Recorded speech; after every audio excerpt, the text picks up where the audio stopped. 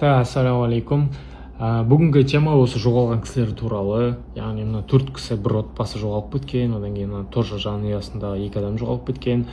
Қараңыздар, бұл жердегі мәселе мына Наурыз деген кісі жоғалады, және оның апасы, мамасы, әкесі жоғалады, және мына апасы да жоқ. Мынау күйеу балдары жаңағы Сәрсен Малиев, Сұлтан деген кісі күйеу балдары осы кісілердің. Енді қараңыздар, бұл кісілер қайда кетуі мүмкін? Мен өзімше логикамды қосып және білімімді қосып жұмыс жасап іздеп көрдім. Іздеп көргенде мен ойлап қалмаңыздар, сразу айтып кетейінші. Госпазаға кіріп, оларды взломать етіп, Беркуттың КПП-сына базасына кіріп, өйтіп қараған жоқ, мен өзім знаниеммен.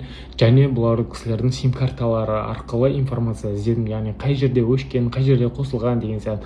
Ол нәрсені қалай іздедім дейтін болсаңыздар, қазір жалпы біздің сим картамыз, телефонымыз живой GPS система, яғни әр адам номері арқылы провайдерлер қандай сим карта қолдансаңызда қай жерде жүргендеріңізді любой время біліп шығарып алады хронология.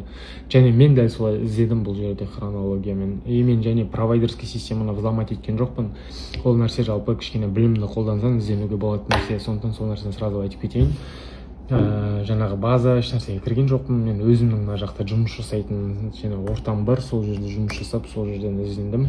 Бүткіл локацияны, бүткіл адрестерді осы жақтан шығардым, енді көріп тұрғандарыңыздай. Енді мен сіздерге хронологияны қалай айтайын. Жалпы қараңыздар, менде жалпы күдікті, бұл отбасының жоғалуына күдікті болып тұрған кісі, мына жаңағы Сәрсен Малиев, Сұлтан деген кісі мен үшін біртүрлі күдікті болып тұр. Мына кісілердің жоғалуына осы кісі біртүрлі андай, осы кісі барлығын жасағандай болып көрініп тұр. Енді себебі неге десеңіздер, мен себебін түсіндірейін сіздерге. Мен хронология жасадым өзімше мына жерде. Енді қараңыздар, міне шатасып кетпес үшін өзім осылай хронология жасадым. Мына Сәрсен Малиев, Сұлтан деген кісі жаңағы Наурыздың басшысының жездесі болады ма? Енді күйеу балдары осы ол үйдің. Бұл кісі сағат 18:20-да Атырау қаласында жаңағы Жангелдин деген ауыл бар, Қызылқоға район, Қызылқоға деп айтады ғой, сол Жангелді районынан Наурыздың үйіне барады. Содан соң қараңыздар, сағат 18:20-да шығады, 23:45-те уже сол Жангелдиннің районының Наурыздың үйінде болады уже. Содан кейін қалай болады айтайын сіздерге. 05.11.2025 жылы күні барлығы бірге, мына күні барлығы бірге Жангелдин ауылынан Атырау қаласына шығады, қалаға барады. Қалаға барғанда сағат 17:37-те шығады сол күні. Сосын жаңа Атырау қаласына барады. Атырау қаласына барлығы бірге барған кезде 14:03-те Атырау қаласында шағын ауданы Геолог бар ғой, шағын ауданы микрорайон. Сояқта улица 3, строение 21А-1-де болады, барлығы сол үйде болады. Содан кейін 14.11.2025 жылдың жаңа, яғни 11 және 14-тен кейін барлығы сол үйде болады. Және 14.11.2025 жылы күні және бір қызық айтып кетейін. Мына жаңа Сәрсен Малиев, Сұлтан бар ғой. Сол Сәрсен Малиев, Сұлтан, 9.11.2025 жылы жаңа Утешкалиева Нәсіп бар ғой, яғни жаңа Наурыздың мамасы. Соның сим картасын өзінің телефонына қосып алады, почему-то бар ғой. Содан кейін бұл кісі алады да 14.11.2025 жылдың сағат 6:07-де Ақтауға жолға шығады. Мына жерде, мына Ақтауға жолға шығады, мына жерде. Ақтауға жолға шығады да, бұл кісі Ақтауға барады. Ақтауға барғаннан кейін сағат 6:07-де таңғы шығады да, кешкі сағат 18:44-те Ақтауда болады, уже Ақтауда 32-ші микрорайонда болады. И 19:00-де жаңа Утешкалиев Наурыздың телефоны сол жерде сол кеден соң өшіп қалады уже бар, почему-то. И 15.11.2025 жылы күні Ақтау қаласының аэропортына сол күні жаңағы Сәрсен Малиев, Сұлтан Турцияға ұшып кетеді ғой, Стамбулға барады. Стамбулда 27, қайда Стамбул, так. Атырау, Махамбет, Стамбулға барады. Осы кезде, Стамбулда болған кезде жаңағы еще 27.11.2025 Стамбулда болды ғой. 26, яғни 27-сінен бір күн бұрын, 26-сы күні Стамбулда жүріп, Каспий Голдпен төлем жасайды Стамбулда жүрген кезде. Және сол Каспий Голд жаңағы Утешкалиева Нәсіп бар ғой, сол кісінің Каспий Голды. Содан общем 27.11.2025-те жаңа Сәрсен Малиев, Сұлтан сағат 5:00-де Ақтауға келіп қонады. яғни 27 ұшады таңғы 5-те келіп қонады. Сол жерден 878 863 0024 номерін қосады. Яғни жаңағы номері бар ғой, сол номерді қосып алады неге келгеннен кейін, Ақтауға келгеннен кейін. Содан кейін Атырауға жолға шығады. Атырауға барады, жаңа геологқа барады. Геолог адресі бар ғой. Вот сол геологқа барады, Стамбулдан келді Ақтауға, Ақтаудан Атырауға барды, Атыраудан жаңа геологқа барады. Геологтан сразу сол адреске барады, сразу Махамбетке шығып кетеді бар ғой. Махамбет адресін шығып кетеді. Содан кейін Махамбетке барғаннан кейін Махамбетте мына 30-11-2025-ке дейін болады. Сол Махамбетте болады жаңағы Сәрсенғалиев Сұлтан бар ғой, жаңа айтып отырғанымыз. Сол адресте болады. Содан кейін қайтып жаңа геологқа барады. Сосын жаңа Мұқанғалиева Ақбаян бар ғой, әйелі. Сол номерін қосады. 775-151-0024 сол номерді қосады жаңа өзінің телефонына, жалпы двухсимочный да, сол номер сол телефонына қоса береді, короче, сол сим-картаны. Содан, короче, жаңағы сол сим-картаны қосқаннан кейін 06-12-2025 жылы сағат 18:30-да Атыраудан бұл кісілер Шымкентке кетеді. Қазір айтамын сіздерге. Атыраудан жалпы Атырау-Алматы пойызына отырады. 19:50-де қозғалады ол пойыз. 029 пойызымен кетеді. Мен қарадым базадан қандай пойыздар жүрген сол кезде.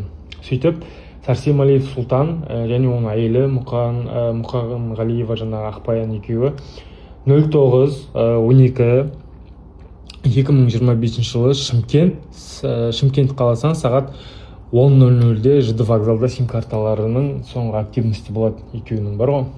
Содан жаңағы Сәрсенғалиев Сұлтан мен Өтешқалиева Нәсіп бар ғой, сосын жаңа Мұқағалиев Наурыз бар, жоғалып кеткен, соның сим-картасын қосады почему-то. Жаңағы Сәрсен бар ғой, Сұлтан бар ғой, Сәрсенғалиев Сұлтан сол Наурызбен және оның мамасының сим-картасын қосады. Оның сим-картасын қай жерде тұрып қосады? Ол кісінің сим-карталарын уже тұрып Өзбекистанның границасында қосады, КПП-да. Қаланбек деген Өзбекстан границасы бар, КПП дегенім. Сол жаңағы Сарыағаш район Түркістанский область бар ғой, сода қосады. Содан сол жерде сим-карталарын қосып, қайтадан өшіреді. Сол жерден сим-карталар содан өшеді ғой. Екеуі сөйтіп алады да, короче, Өзбекистаннан, Ташкенттен 15-12-2025 жылдың жаңа 12-ші айының 15-і күні екеуі алады да, короче, неге Куала-Лумпурға ұшып кетеді. Куала-Лумпур деген елді білесіздер ғой, сол жаққа ұшып кетеді екеуі. Ташкенттен ұшып кетеді екеуі.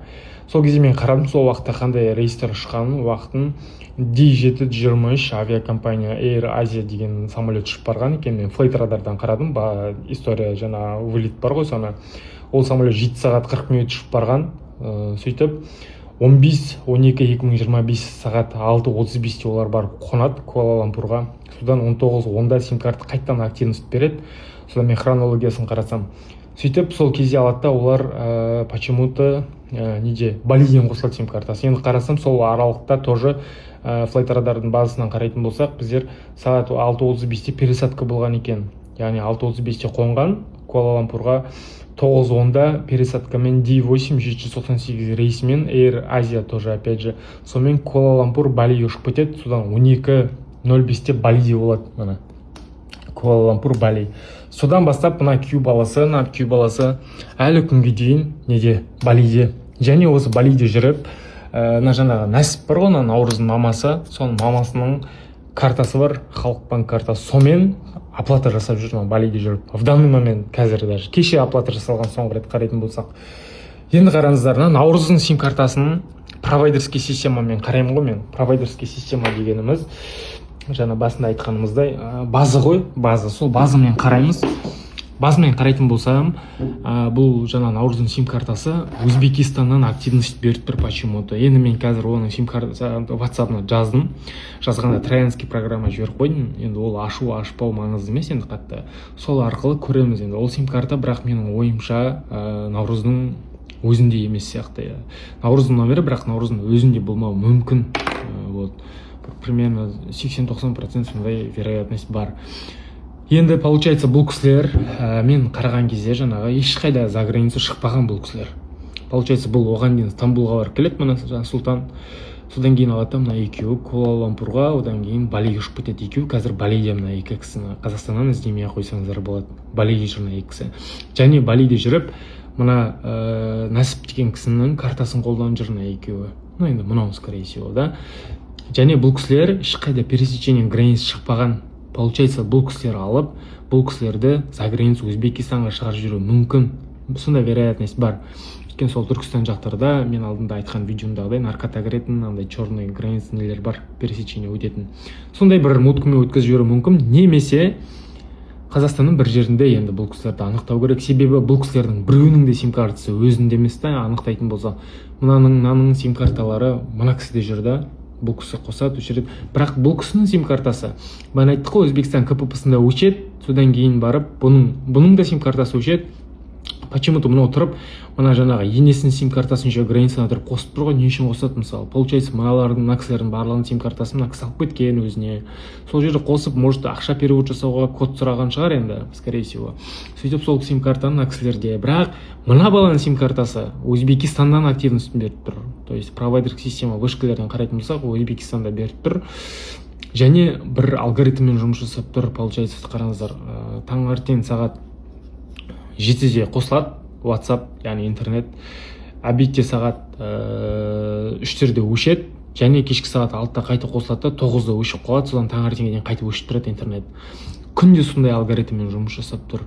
Получается, бұның номерімен бір WhatsApp-қа кіріп отырған, бірақ мынау деп айтайын десем, мынау Балиде жүрді, мына сим картасы Өзбекстаннан активность беріп тұр. Получается, мынау Өзбекстанға барып, мына сим картасын либо біреуге тастап кетті, либо білмеймін енді бар ғой. Либо Өзбекстанның VPN қолданып жүр, бірақ ол вряд ли бар ғой, потому что VPN прокси системаны қолданған кезде оны вычислять ететін болсақ, настоящий адрес көрініп тұрады да, локациясы, бірақ почему-то Өзбекстанда тұр, енді білмеймін. Сол мен айтайын дегенім, мына жерде барлық хронологияны жасап көрдік. Енді мен аксерді дальше копать етем, дальше қайда екенін іздеп көрейік. Бұл кісілердің егер басқа да бір сим карта бір нәрселері болса, онда табуға болатын еді. Бірақ мына екі кісіні енді мен тауып тұрмын қайда екен. Бұл кісілер Балиде қазір. Әлі күнге дейін Балиде, даже кеше мына кісілер мына енесінің картасымен ақша төлеп тұр ғой, былайша айтқанда.